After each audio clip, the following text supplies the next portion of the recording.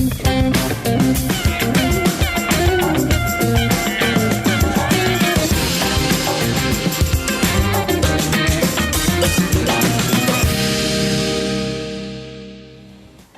back to Consider This. Melisa and Sharaad here with you this evening. Now, the think tank Institute for Democracy and Economic Affairs, or better known as IDEAS, believes that the government should not intervene in the decisions of individual companies, but rather focus on developing the overall business environment. Now, of course, this comes after Youth and Sports Minister Syed Saddiq threw his support behind Food Panda riders protesting a new payment scheme in the company. Joining us on the line to discuss this further, we have Shahrizan Johan, lawyer and political secretary to Iskandar Puteri MP, Lim Kit Siang. Thanks for joining us this evening, Shah. Now, do you agree that it might create concerns within the business community that the government is prepared to intervene in the decisions of individual companies when things get political? I think it would create that concern. And I wouldn't be surprised if there is now that concern. But also at the same time, I think there is already an expectation when the matter first erupted that the government should at least look into the matter because it has entered national discourse when we saw, for example, the strikes by some of the Food Panda riders and so on.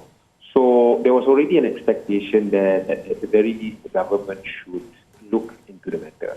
And although I think this issue, although it concerns only a few hundred riders throughout Malaysia, but I think what we have to look at is how it represents the larger issue or the larger question as to whether there is a need to regulate what is known now as gig economy. We must remember that these riders are not employees of Food Panda. They are not in a contract of employment. So with such disputes, they cannot really bring the dispute to the Labour Office or to the Industrial Court. So legally, it would appear that there is little recourse available to them. So in that situation, I think there is an expectation that the least that the government can do is to listen to both parties, because they have done that, and to try and perhaps mediate the dispute.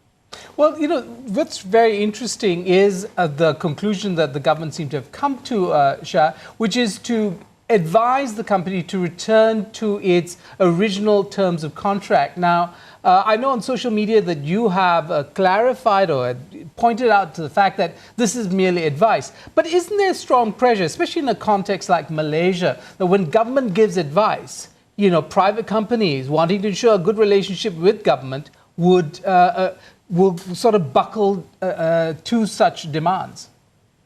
I think we must look at it as what it is, which is advice. And really, if Food Panda believes that the new framework that they have prepared for the riders and for the payment and all that is the right way forward, there's actually nothing that cabinet or the government can do about that. And I think it will come to a point where, if it's something which Food Panda feels that, they simply cannot follow this advice, I'm sure they will take the decision to proceed as it is. But of course, there's always the public backlash, perhaps. People are talking about boycotting and things like that. So there's always that in the background. It's not just pressure from the government. And I think the larger pressure is from the public because of the fact that this has become a national issue right now. Well, it seems like also politicians are creating the situation to make it a national issue. Is it possible that the government has created in the minds of those young riders the expectation that the government is on their side? That in fact, if Food Panda decides not to take up the advice of the government or cabinet as it's come out, that those riders will say, well, this is a government directive. I mean, do you think there's a possibility of a misunderstanding of government's role in labour and management disputes? I think there is a possibility of that. I cannot discount the possibility of that expectation.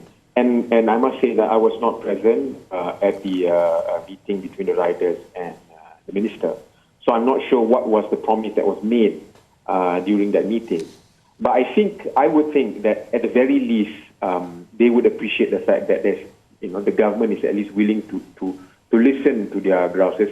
And apparently from the reports, it's not just people from Food Panda, there are also other people involved in the gig economy. So I think at the very least, they would be appreciative of this fact. I'm not sure whether there were actually promises or assurances made by the government to say that we will fix this issue or we will make sure that Food Panda reverts to the original scheme or not. So there is that possibility, and I cannot discount that. But I think that can be resolved if the government, from the start, tells the Food Panda riders that, look, we can at most listen to you, we can perhaps suggest, but at the end of the day, since there is no regulations, we cannot compel anyone to follow our advice. Okay, so it is about managing the expectations of these riders. Now, Shah, you mentioned a bit earlier that these riders are not employees of these types of companies, right, within the gig economy. Now, with your legal background, Shah, what kind of legislation do you think is needed to govern and regulate the gig economy? I think, first of all, we need to recognize in Malaysia, a lot of people actually get involved with the so-called gig economy, not because it's flexible or because they want to earn extra money, but some of them actually rely on this gig economy as a source of income, as a primary source of income. To a lot of these riders, they really don't have any other choice but to go to these companies and carry out this work.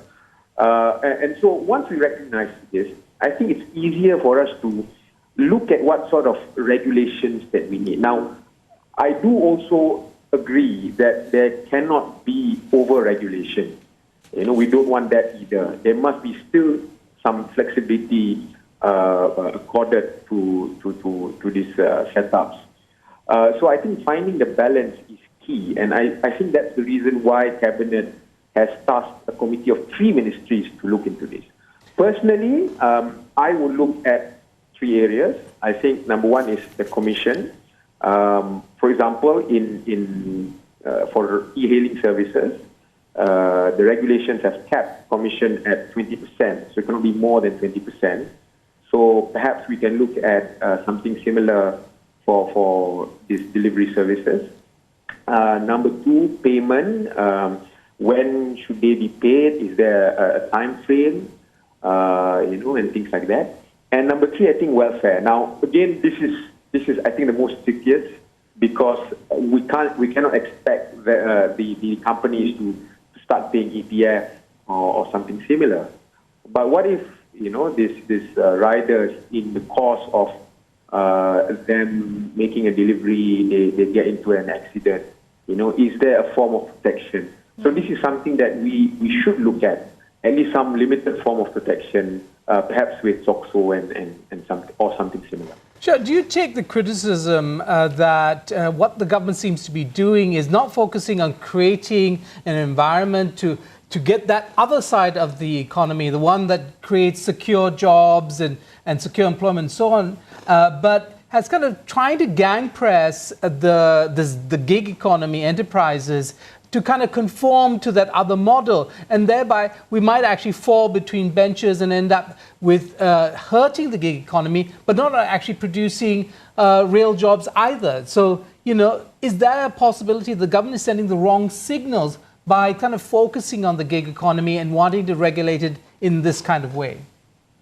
I think the government can do both. The government can look at the gig economy, because right now, as I said, we can't run away from the fact that it does represent a source of income for a lot of Malaysians, young Malaysians.